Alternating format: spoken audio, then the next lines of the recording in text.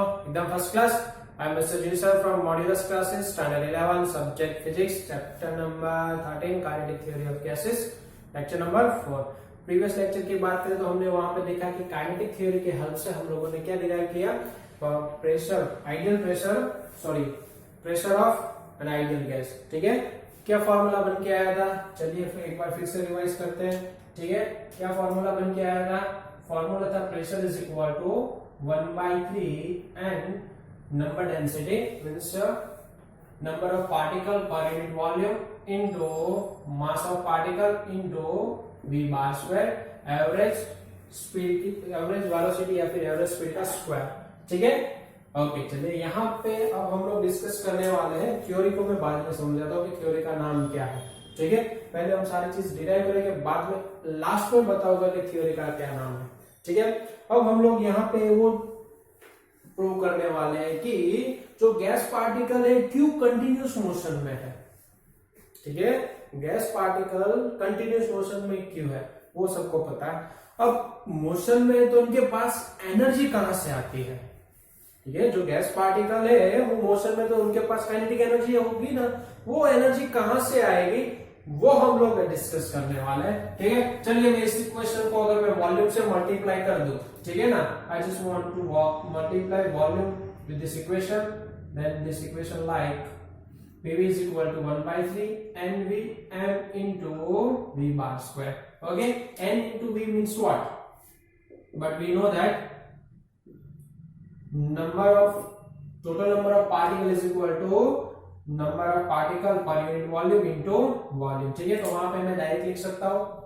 Okay चलिए देखिए भाई, यहाँ पे ध्यान दीजिए, फिर प्रॉब्लम होगी अगर अच्छे से ध्यान नहीं दिया, फिर प्रॉब्लम होगी कहां से क्या n हो गया, कौन सी चीज m हो गई, कौन सी चीज म्यू हो गई। ठीक है, चलिए तो pressure into volume is equal to 1/3 n into m v square.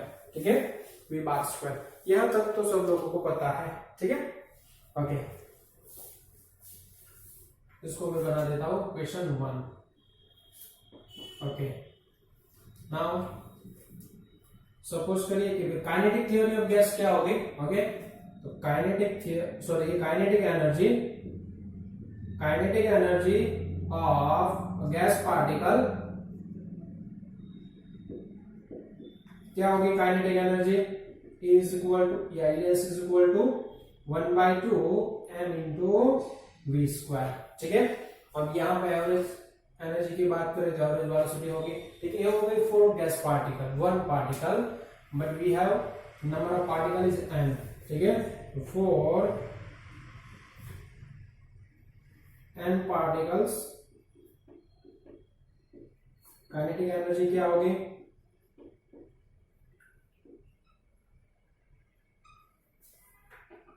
Is equal to n into 1/2 m into v bar square. ठीक है, कितनी होगी। ओके क्लियर, चलिए कोई प्रॉब्लम नहीं है, यहां तक तो सबको पता है। ओके, बट क्या मैं लिख सकता हूं कि n into 1/2 m v square. चलिए यहाँ पे भी कुछ ऐसा ही है। ठीक है, मैं क्या करता हूँ उसको 3 से मल्टीप्लाई और 3 से डिवाइड कर दूंगा।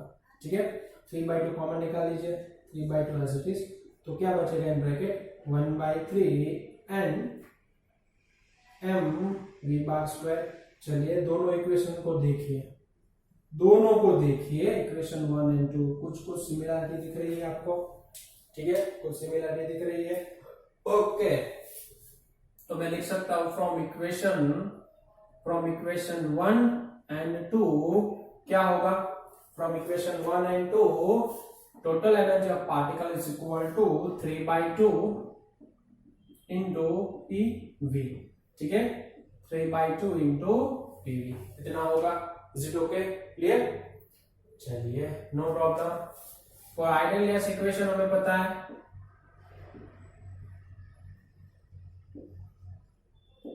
ओके, आइडियल गैस इक्वेशन क्या है, PV is equal to mu RT। ठीक है, और PV is equal to mu की जगह मैं लिख सकता हूं number of particle upon Na या फिर 1 मोल लूंगा। ठीक है, 1 मोल में कितने हो गए भाई, Na जितने। ठीक है, आर इज इक्वल टू मैं लिख सकता हूं, सॉरी 1 मोल है तो म्यू की वैल्यू 1 होगी, आर की वैल्यू होगी केबी इंटू एन टी, ठीक है, केबी इंटू एन। 1 मोल की बात करें तो ये कितने हो गए, एन के इक्वल हो गए, ठीक है। और यहाँ पे मैं लिख सकता हूं mu is equal to number of particle upon N A, ठीक है, mu is equal to number of particle upon Avogadro number, तो कट गया, ठीक है।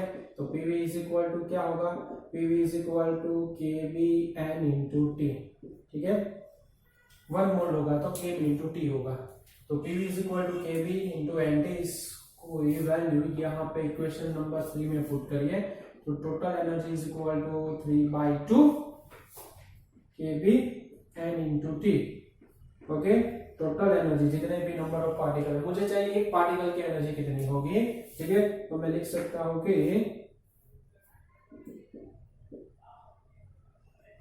Energy of a single particle, single gas particle कितनी होगी एनर्जी, तो भाई टोटल जो एनर्जी है, ठीक है, divide by number of particle कितनी है 3/2 K B N T divide by N, N cut गया तो total, sorry for single particle energy is equal to 3/2 K B into T, ठीक है। अब इस इक्वेशन से क्या कंक्लूजन निकलेगा कि जो एनर्जी होगी, ठीक है, वही एनर्जी किसके इक्वल है भाई 1/2 m², ई यानी कि kinetic energy of a gas particle, ठीक है, इसको मैंने ईडीएस बोला है, चलिए तो ईडीएस हो गया, ईडीएस इज इक्वल टू क्या होगा 3/2 केबीटी, ठीक है। तो kinetic energy of gas particle किसके ऊपर डिपेंड कर रही है, टेम्परेचर के ऊपर, 3/2 केबी तो कांस्टेंट है, तो मैं यहां से बोल सकता हूं कि kinetic energy of gas particle is depend on temperature, ठीक है। तो सराउंडिंग टेम्परेचर अगर नॉर्मल मान लीजिए, स्टैंडर्ड टेम्परेचर प्रेशर है तो 27 डिग्री सेल्सियस हो गया, ठीक है ना, सॉरी नॉर्मल टेम्परेचर प्रेशर है, नॉर्मल टेम्परेचर प्रेशर है तो क्या हो गया 27 डिग्री सेल्सियस। अब उस टेम्परेचर भी यहाँ पे एनर्जी मिलेगी, जनरली हम लोग टेम्परेचर को लेंगे इन केल्विन, ठीक है, टेम्परेचर को हम किस में लेंगे केल्विन में, 27 डिग्री यानी कि 300 केल्विन हो गया। अब इतना है, जीरो तो नहीं है, टेम्परेचर जीरो नहीं है, तो गैस पार्टिकल के पास कुछ ना कुछ एनर्जी होगी, और इस एनर्जी की वजह से जो गैस पार्टिकल है, जो सराउंडिंग एनवायरमेंट में, जो अपने आसपास जो एनवायरमेंट, इसमें जितने भी गैस पार्टिकल है वो इस टेम्परेचर की वजह से वो एनर्जी गेन करेंगे, और इसी एनर्जी के साथ वो कंटिन्यूस मोशन में है, ठीक है। और इस वजह से आप देख सकते हैं जो काइनेटिक एनर्जी है उसका रिलेशन किसके साथ है, टेम्परेचर के साथ। तो इस थ्योरी का नाम है काइनेटिक इंटरप्रिटेशन ऑफ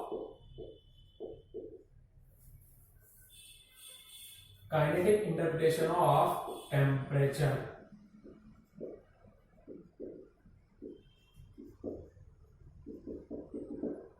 ठीक है, kinetic interpretation of temperature. Is it okay? चलिए यहां तक सब लोग पहुंच गए, जल्दी से कमेंट करके बताओ यस और नो, जल्दी से कमेंट करके बताओ यस और नो।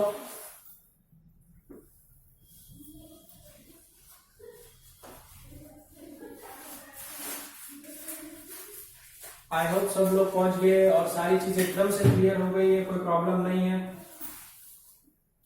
ठीक है ना।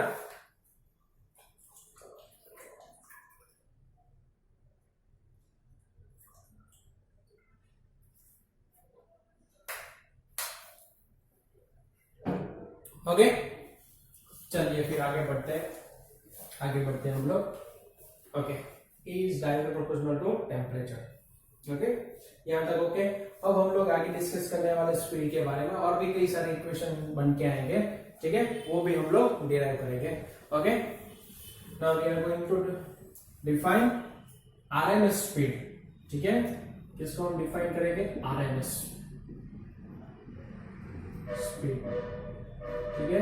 आरएमएस स्पीड मतलब क्या है, RMS means root mean square speed, ठीक है, या वेलोसिटी, रूट मीन स्क्वायर, ठीक है, पढ़ा जाता है यहां से रूट मीन स्क्वायर, अप्लाई होगा square then mean then root, ठीक है। सपोज करिए कि मेरे पास स्पीड है v, ठीक है, V1, V2 और V3 तीन गैस पार्टिकल की स्पीड है, या एक गैस पार्टिकल जिसकी स्पीड V1, V2, V3 मैंने ऑब्जर्व की है, ठीक है। अब इसके मुझे रूट मीन स्क्वायर निकालना है, तो मैं क्या करूंगा, पहले सबका स्क्वायर यानी कि V1 square, V2 square and V3 square, फिर क्या करना है इसका मीन यानी कि प्लस करके डिवाइड बाय 3, ठीक है, मीन देन रूट, तो ये हो गया VRMS। Is it clear? Okay, क्या करूंगा मैं, पहले square then mean then root, हो गया रूट मीन स्क्वायर। क्लियर? चलिए, तो रूट मीन स्क्वायर हम लोग कैसे निकालेंगे यहाँ पे वो देखते हैं। जो एनर्जी है, kinetic energy of gas particle के 1/2 m v bar square. Already देखिए v बार स्क्वायर है, मतलब कि v स्क्वायर एवरेज, ठीक है ना, मतलब स्क्वायर और मीन तो है ऑलरेडी, यहाँ पे रूट नहीं है, और विच इज इक्वल टू क्या है 3/2 kb इंटू टी। चलिए 2 कट गया, ओके 2 कट गया, तो फिर क्या होगा v bar square is equal to 3 kbt upon weight sorry mass of gas particle. तो यहां से जो मिलेगा इसका स्क्वायर रूट निकालोगे तो क्या हो गया, देखिए स्क्वायर और मीन तो है यहाँ पे, v स्क्वायर और उसका मीन दोनों है, अब इसको मैं रूट में लिखूंगा तो क्या हो जाएगा ये RMS। तो RMS is equal to square root of 3 kbt upon m। Is it okay? और इसके भी और भी कई सारे फॉर्म है, ठीक है ना, जैसे कि आप सबको पता है, you know that R is equal to क्या होगा kb इंटू Na, ठीक है, तो kb इज इक्वल टू मैं लिख सकता हूं R divide by Na, okay. Mole is equal to क्या होगा N divide by Na, which is equal to mass upon molecular weight, molecular mass, ठीक है ना, mass of object divide by molecular mass, ठीक है। तो वहां से मैं अगर मैं m को सब्जेक्ट बनाऊं तो क्या होगा, m is equal to n by Na into m, ठीक है, इतना होगा। चलिए no problem. kb is equal to मैं क्या लिख सकता हूं, चलिए kb इज इक्वल टू होगा यहां से kb is equal to r divide by na, ठीक है। अब यहाँ पे हम लोग बात कर रहे हैं पर्टिकुलर वन पार्टिकल की, ठीक है ना, एक ही पार्टिकल की बात हो रही है, तो उसके लिए मोल क्या हो गए 1, क्योंकि पार्टिकल क्या है विच इज इक्वल टू 1 है, ठीक है। वैल्यू पुट करिए तो क्या होगा equation, VRMS is equal to square root of 3 kb की जगह पे होगा r divide by na into T upon यहाँ पे होगा मास की जगह पे 1 डिवाइड बाय na, ठीक है, sorry m divide by na, ठीक है, ये कट गया, तो इक्वेशन क्या बन के आएगा, square root of 3RT divide by molecular mass, ठीक है। तो एक और इक्वेशन बन के आ गया। चलिए नो प्रॉब्लम, क्लियर, यहां तक ऑल क्लियर, चलिए नो प्रॉब्लम है। अच्छा, for 1 mole PV is equal to क्या लिख सकते हैं हम, RT लिख सकते हैं, या फिर अगर मान लीजिए मुझे प्रेशर और वॉल्यूम दिया होगा और RMS स्पीड कैलकुलेट करनी है तो भी मैं कैलकुलेट कर सकता हूँ, RT की जगह पे मैं लिख सकता हूँ PV, यानी कि 3 PV divide by molecular mass, ठीक है, कोई प्रॉब्लम नहीं है। Now we know that the volume is equal to मैं क्या लिख सकता हूँ, volume V is equal to mass upon density, ठीक है, मास अपॉन डेंसिटी लिख सकता हूँ, ठीक है, yes. VRMS is equal to क्या होगा, square root of 3 P mass upon rho into molecular mass, और ये हो गया म्यू, ठीक है, दिस वन इज म्यू, और 1 मोल है तो फिर which is equal to 3P divide by rho, ठीक है, और इसका हम लोग यूज करने वाले चैप्टर नंबर 15 में, ठीक है।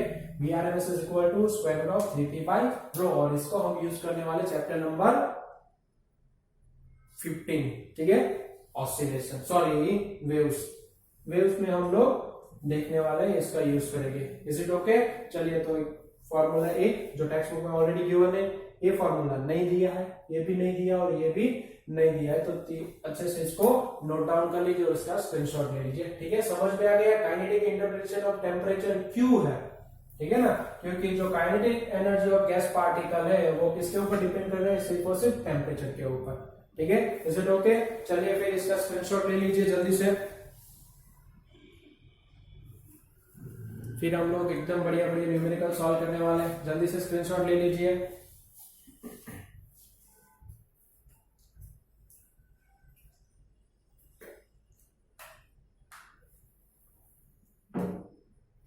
ओके, चलिए फिर आगे बढ़ते हैं हम लोग।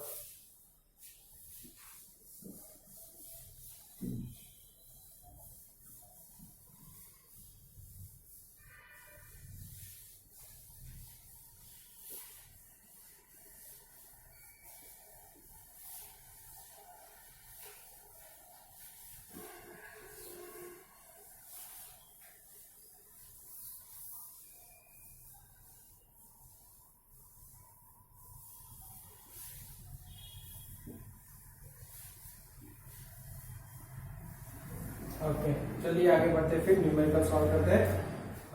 Solve example 13.5। ओके, चलिए क्या क्वेश्चन दिया है, एक वेसल है, ठीक है, बीकर दिया हुआ है, इसके अंदर आर्गन एंड क्लोरीन गैस दिए हुए हैं। ठीक है, गैस दिए हुए कौन से है गैस, एक आर्गन और एक हो गया क्लोरीन। ठीक है, आर्गन और क्लोरीन गैस दिए हुए है। ओके, दोनों का जो मास है, okay, mass of argon is to mass of chlorine which is equal to 2:1। ठीक है, 2:1 फॉर्म में दिया हुआ है। ओके, इसको मैंने मिक्स किया हुआ है। ठीक है भाई, एक मेरे पास फिक्स वेसल है, ठीक है ना, ये हो गया बीकर और इसके अंदर ये हो गए argon particle, mass of argon given है and this one is the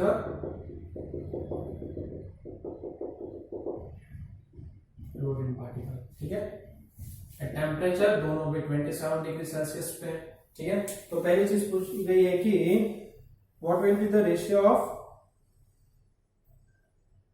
kinetic energy of argon and kinetic energy of chlorine. ठीक है, तो देखिए we know that the kinetic energy is equal to 3/2 kb into T for both gas. ठीक है, this one is the for both gas. तो क्या temperature change हो रहा है, नहीं, दोनों एक ही जगह पे। मतलब क्या होगा, इसका मतलब क्या हुआ कि एनर्जी क्या होगी, remain constant. Energy of argon gas which is equal to kinetic energy of chlorine gas. ठीक है, Cl2। तो इसका रेशियो अगर लेना होगा U1 डिवाइड बाई 2 क्या होगा, 1:1, क्योंकि दोनों इक्वल ही है। ठीक है, ये हो गया एक part. Now for B part. Okay, क्या दिया हुआ है, ओके, आरएमएस स्पीड कैलकुलेट करनी है। ठीक है, आरएमएस स्पीड का रेशियो क्या होगा, चलिए, तो उसके लिए मॉलिक्यूलर मास दिया हुआ है, molecular mass of argon which is equal to 39.9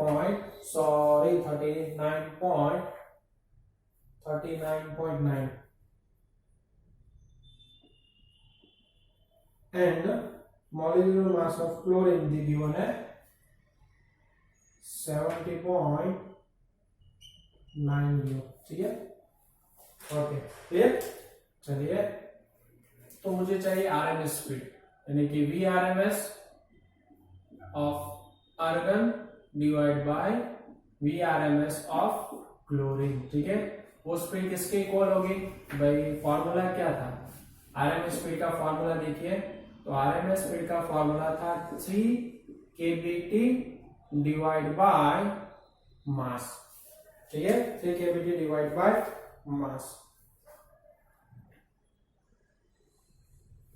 okay,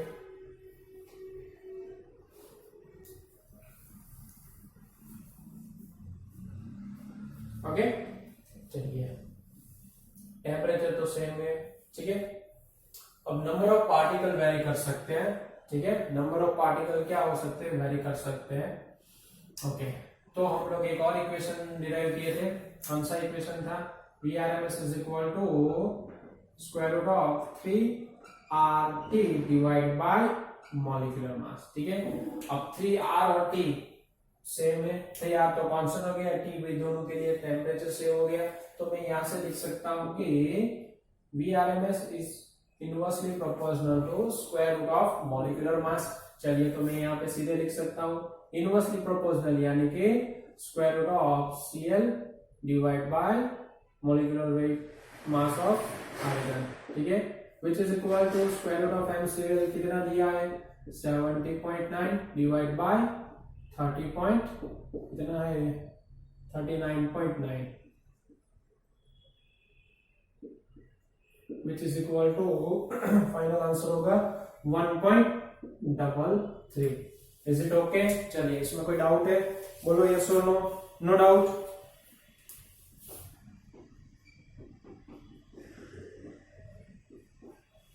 thirteen point six में क्या दिया है? ओके, यूरेनियम के 2 आइसोटॉप है। ठीक है, सॉरी, हाँ आइसोटॉप से दिया है, टॉप पोजीशन 2 आइसोटॉप से, कौन से? एक का मास है 238 और दूसरा मॉलिक्यूलर मास है 235। ठीक है, अब इन दोनों को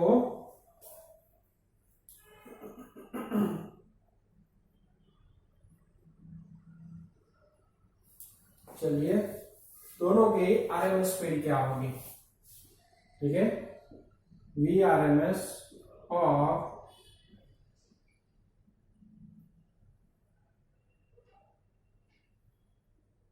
अच्छा ओके सॉरी,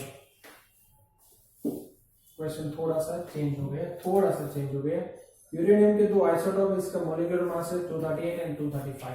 ठीक है, अब वो सिंगल यूरेनियम का सब्सटेंस नहीं है, ठीक है ना, बट वो कंबाइंड फॉर्म में है। ठीक है, कंबाइंड किसके साथ है? फ्लोरीन के साथ। जो दिया हुआ है वो है यूरेनियम हेक्साफ्लोराइड, यूरेनियम UCl6, अरे सॉरी फ्लोराइड है, UF6 फॉर्म में दिया हुआ है। ठीक है, तो एक हो गया यूरेनियम 238 F6 और दूसरा होगा यूरेनियम F6 ही है बट 235 है। ठीक है, एंड मास ऑफ फ्लोरीन दिया हुआ है, मॉलिक्यूलर मास